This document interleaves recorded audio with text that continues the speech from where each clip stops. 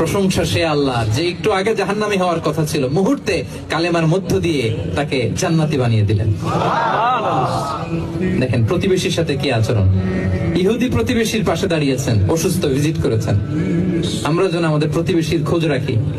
অভুক্ত প্রতিবেশী রেখে আপনি পেট পুরে খেয়ে তাহাজ্জুদ পড়লে ওই তাহাজ্জুদ আল্লাহর দরবারে যাবে না। আমাদের প্রভু এক নবীর উম্মাহ, জীবন বিধানে কই শিবানী কোরআন। তবে কেন এক নও হে মুসলমান, এক হও এক হও করিয়া আহ্বান। পড়েন আমিন।